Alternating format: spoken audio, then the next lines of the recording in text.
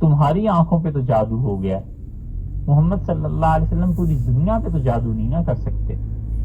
تو جو باہر سے مسافر آئیں گے ان سے پوچھو یہ کیا کہتے ہیں۔ اور جب باہر سے مسافر اگلے دن آئے مینا میں، معلوم ہوتا ہے حج کے زمانے میں یہ ہوا ہوگا، مینا میں جب سب لوگ جمع ہوں گے، تو جب باہر والے آئے تو انہوں نے کہا یہ واقعی ہم نے دیکھا ہے،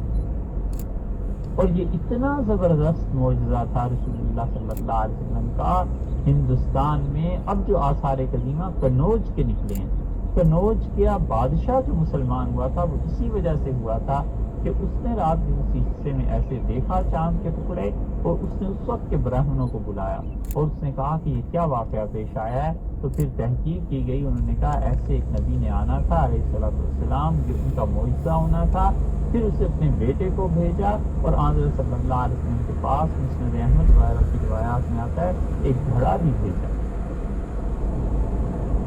مختلف چیزیں، اور مدت سے دونوں لڑ رہے تھے، اور رسول اللہ صلی اللہ علیہ وسلم کی نبوت کا یہ 5واں سال تھا۔ 613 عیسوی میں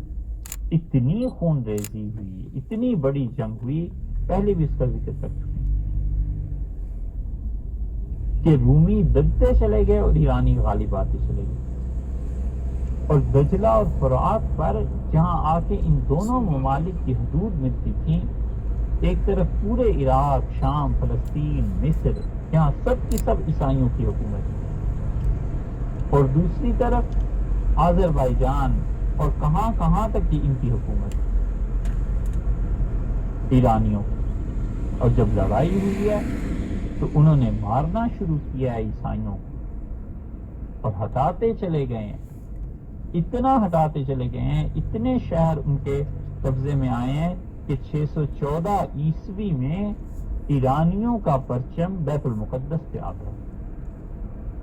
درفش قادیانی جسے کہتے تھے، جو بڑا جھنڈا سمجھا جاتا تھا ایران کا۔ یروشلم بجائے اس کے کہ جو عیسائیوں کا مرکز اور ان کا کعبہ اور بیت اللہ اور سب کچھ تھا، یروشلم پہ ایرانیوں نے قبضہ کر لیا، اور مذہبی شاعر کی اتنی زبردست توہین کی کہ ایرانیوں نے سب چیزیں وہاں توڑ دی۔ 26,000 یہودی تھے، انہوں نے ایرانی فوج میں شامل ہو کے 60,000 عیسائیوں کو قتل کیا ایک دن۔ یہودیت نے جو ظلم عیسائیت پر کیے ہیں وہ ہسٹری اٹھا کر دیکھیے۔ اور شہنشاہ یہ جو اپنے آپ کو کہلاتا تھا علیہ باللہ، شاہ ایران میں جب آنا تھا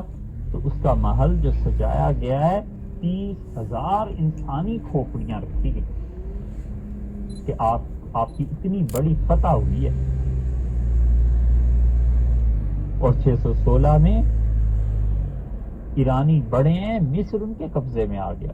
شام ان کے قبضے میں آ گیا، اور دوسری طرف موجودہ ترکی میں جب بڑھے ہیں تو یہ جو اب ان کا استنبول ہے اس تک پہنچ گئے، اور استنبول عیسائیوں کے لیے اس وقت بھی کعبۃ اللہ کی گویا حیثیت رکھتا تھا۔ استنبول بہت بڑا مرکز رہا عیسائیت، اور ایران کے جو فاتح تھے انہوں نے اپنے خیمے لگا دیے جا کر،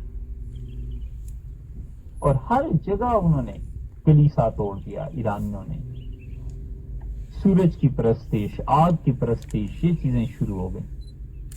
اور جب سلطنت کمزور پڑی عیسائیوں کی، اور انہوں نے دیکھ کر سکتا تھا کہ جو قوم اتنی ذلت پہ، ان شرائط پہ صلح کر رہی ہے، ان ساری چیزوں میں، اور یکا یک ایک وہ آدمی جو جس کے پاس نہ فوج ہے، نہ لشکر ہے، نہ اس کی کوئی حکومت ابھی قائم نہیں ہے، دن رات اللہ کی وحی کے انتظار میں اور عبادت میں مصروف ہے، یکا یک وہ کہتا ہے کہ الف لام میم غلبت الروم، رومی جو ہیں عیسائی یہ مغلوب ہو گئے ہیں، فی ادنی الارض، تمہاری قریب کی زمین میں ہی، وہم من بعد غلبہم سیغلبون، اور تم دیکھو گے کہ چند سال مغلوب رہنے کے بعد یہ پھر غالب آ گئے۔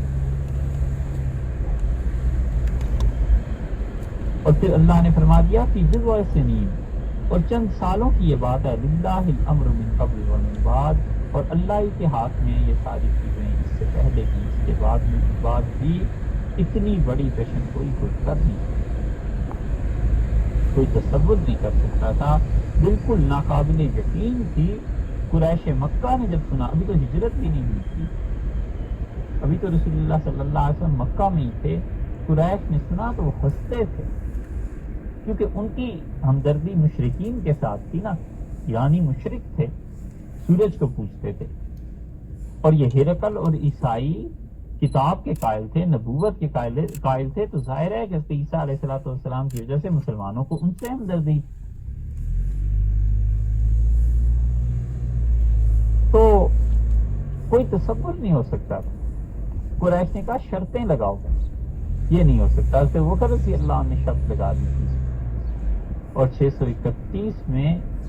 پھر دفعتاً یہ میدان جنگ بدلا ہے، اور روم اور ہرقل کی عزت بڑے شاندار طریقے پہ بچی۔ اور جب یہ جنگ شروع ہوئی ہے تو ترمذی اور مستدرک کی روایات میں آتا ہے کہ مسلمان ہمدرد تھے عیسائیوں کے، اور اب ہرقل نے کیا کیا، اس نے کہا سب کچھ ہاتھ سے جاتا ہے، وہ پورا چکر کاٹ کے ایران کے پچھلے حصے میں گیا اور وہاں سے حملہ کیا جہاں سے ایران والے توقع نہیں کر سکتے تھے، اور چند ماہ کے اندر اندر کچھ ہی دنوں میں شہروں پہ شہر فتح ہونے شروع ہو گئے ہیں، اور اللہ کی یہ بات پوری ہوئی ہے۔ اور رسول اللہ صلی اللہ علیہ وسلم کو 609 ہجری میں 609 عیسوی میں نبوت ملی تھی، اور پھر 610 میں یہ جنگ شروع ہوئی ہے، اور 613 میں جنگ کا اعلان، پھر 614 عیسوی میں رومیوں کی شکست کا آغاز ہو گیا، 616 میں یہ پوری ہو گئی روم کی شکست، اور پھر اس کے بعد